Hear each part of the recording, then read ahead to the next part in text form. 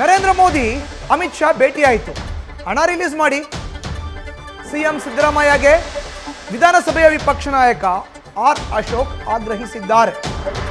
ಮೊದಲು ಪ್ರಧಾನಿಗಳು ಅಪಾಯಿಂಟ್ಮೆಂಟ್ ಕೊಟ್ಟಿಲ್ಲ ಅಂತಿದ್ರು, ಈಗ ಭೇಟಿಯಾಗಿದೆ ಅಲ್ವಾ, ಬರ ಪರಿಹಾರ ಬಿಡುಗಡೆ ಮಾಡಿ. ಕೇವಲ 2,000 ಬಿಡುಗಡೆ ಮಾಡಿದ್ರಲ್ಲ, ಈಗ ಕಂಪ್ಲೀಟ್ ಹಣವನ್ನು ಬಿಡುಗಡೆ ಮಾಡಿ. ಅವರಿಗೆ ಕಾದ್ಕೊಂಡು ನಮ್ಮ ರೈತರಿಗೆ ಮೋಸ ಮಾಡಬಾರ್ದು, ರಿಲೀಸ್ ಮಾಡಿ ಅಂತ ಆರ್ ಅಶೋಕ್ ರಾಜ್ಯ ಸರ್ಕಾರಕ್ಕೆ ಆಗ್ರಹಿಸಿದ್ದಾರೆ. ಬರದ ಬಗ್ಗೆನೂ ಕೂಡ ವಿಧಾನಸಭೆಯಲ್ಲೂ ಕೂಡ ನಾನು ಸುಮಾರು 3 ಗಂಟೆಗಳು ಹೆಚ್ಚು ಕಾಲ ಮಾತಾಡಿದ್ದೀರಿ. ಬರದ ಬಗ್ಗೆ ಅಂಕಿಅಂಶಗಳನ್ನು ಕೊಟ್ಟಿದ್ದೀನಿ. ಕೇಂದ್ರ ಸರ್ಕಾರ ಏನು ಬಿಡುಗಡೆ ಮಾಡಿದೆ ಅಂತ ಕೊಟ್ಟಿದ್ದೀನಿ.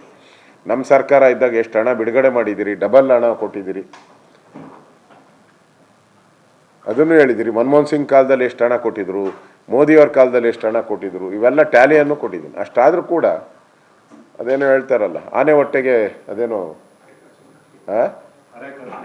ಅರೆಕಾಸಿನ ಮಜ್ಜಿಗೆ ಅನ್ನೋ ರೀತಿ 2,000 ರೂಪಾಯಿ ಕೊಡ್ತೀನಿ ಅಂತಾನೆ. ಒಬ್ಬೊಬ್ಬ ರೈತರಿಗೆ ನನ್ನ ಪ್ರಕಾರ ಒಂದು 2 ಎಕರೆ 3 ಎಕರೆ ಇರೋವಂಥ ರೈತರಿಗೆ ಸುಮಾರು ಅವ್ರು ಕೊಡಬೇಕಾಗಿರೋದು 30,000 ಮೇಲೆ ಆಗುತ್ತೆ. 20ರಿಂದ 30,000 ಮೇಲೆ ಆಗುತ್ತೆ. ಡಬಲ್ ಕೊಟ್ಟರೆ 40ರಿಂದ 50,000 ಆಗುತ್ತೆ.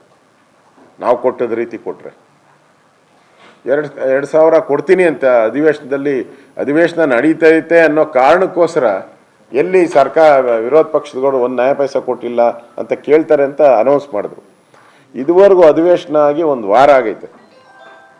ಇನ್ನೂವರೆಗೂ ಫ್ರೂಟ್ ಮುಖಾಂತರ ಕೊಡ್ತೀನಿ ಅಂದರು. ಅದು ಫ್ರೂಟ್ ಸರಿ ಇಲ್ಲ. ಅದು ಫ್ರೂಟಲ್ಲಿ ಸುಮಾರು ನಮ್ಮ ಕೆಲವು ಜಿಲ್ಲೆಗಳಲ್ಲಿ 35% ಆಗಿಲ್ಲ. 35ರಿಂದ 40% ಕೂಡ ರೈತರು ನೋಂದಾವಣಿ ಆಗಿಲ್ಲ.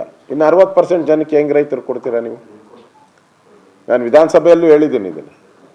DBT ಮುಖಾಂತರ ಮೊದಲೇ ಹಾಗೆ ರೈತರಿಗೆ ನೇರವಾಗಿ ಅವ್ರ ಅಕೌಂಟ್ಗೆ ಹೋಗ್ಬೇಕು, ಆ ಥರ ಹೋಗ್ಬೇಕಾಯಿತು. ಅದು ಕೊಟ್ಟಿಲ್ಲ. 2,000 ರೂಪಾಯಿನೂ ಇನ್ನೂ ತಲುಪಿಲ್ಲ. ಅಂದರೆ ಸರ್ಕಾರ ಒಂಥರ ದಿವಾಳಿ ಆಗಿರೋದು ಇದರಿಂದ ಸ್ಪಷ್ಟವಾಗಿ ಕಾಣ್ತಾ ಇದೆ. ಮೊದಲೆಲ್ಲ ಹೇಳ್ತಾ ಇದ್ರು, ಪ್ರೈಮ್ ಮಿನಿಸ್ಟರ್ ನಮ್ಗೆ ಅಪಾಯಿಂಟ್ಮೆಂಟ್ ಕೊಟ್ಟಿಲ್ಲ, ಹೋಮ್ ಮಿನಿಸ್ಟರ್ ನಮ್ಗೆ ಅಪಾಯಿಂಟ್ಮೆಂಟ್ ಕೊಟ್ಟಿಲ್ಲ ಅಂತ. ಈಗ ಇಬ್ಬರು ಅಪಾಯಿಂಟ್ಮೆಂಟ್ ಕೊಟ್ಟಿದ್ದಾರೆ. ಭೇಟಿನೂ ಮುಗ್ದಿದೆ. ಎಲ್ಲ ಭೇಟಿ ಮಾಡಿ ಭಾಳ ಸೌಹಾರ್ದಯುತವಾಗಿ ಒಳ್ಳೆ ರೀತಿ ಆಯಿತು, ಎಲ್ಲ ನಾವು ಹೇಳಿದ್ದೆಲ್ಲ ಕೇಳಿದ್ದಾರೆ ಅಂತ ಹೇಳಿದ್ದಾರೆ. ಇನ್ನಾದರೂ ಹಣ ಬಿಡುಗಡೆ ಮಾಡಿ. ಕೇಂದ್ರದಿಂದ ಇನ್ನು ಹಣ ಅವರು NDRF ರೂಲ್ಸ್ ಪ್ರಕಾರ ಹೆಂಗೆ ಹಣ ಬಿಡುಗಡೆ ಮಾಡಬೇಕು. ಸುಮಾರು 14-15 ರಾಜ್ಯಗಳಲ್ಲಿ ಬರ ಇದೆ. ಒಬ್ಬೊಬ್ಬರಿಗೆ ಏನು ಬಿಡುಗಡೆ ಮಾಡಲ್ಲ, ಎಲ್ಲರಿಗೂ ಒಂದೇ ಸರಿ ಬಿಡುಗಡೆ ಮಾಡುವಂಥ ಪದ್ಧತಿ ಇರೋದು. ಸೆಂಟ್ರಲ್ ಹೋಮ್ ಮಿನಿಸ್ಟ್ರಿ ಇರ್ತಾರೆ, ಅವರ ಅಧ್ಯಕ್ಷತೆಯಲ್ಲಿ ಕಮಿಟಿ ಇರ್ತೈತೆ. ಆ ಕಮಿಟಿಯಲ್ಲಿ ತೀರ್ಮಾನ ತೆಗೆದುಕೊಂಡು ಯಾವ್ಯಾವ ರಾಜ್ಯಕ್ಕೆ ಏನೇನು ವರದಿ ಕೊಟ್ಟಿದ್ದಾರೆ. ನಮ್ಮಲ್ಲಿ ಹಸಿರು ಬರ ಅಂತ ಹೇಳಿದ್ದಾರೆ. ಹಸಿರು ಬರಕ್ಕೆ ಏನು ಕೊಡ್ಬೋದು ಅದೆಲ್ಲವನ್ನು NDRF ಕೊಡ್ತಾರೆ. ಅವ್ರು ನೋಡದೆ ನೀವು ಅವ್ರನ್ನ ಕಾದ್ಕೊಂಡು ನಮ್ಮ ರೈತರಿಗೆ ಮೋಸ ಮಾಡಬಾರ್ದು.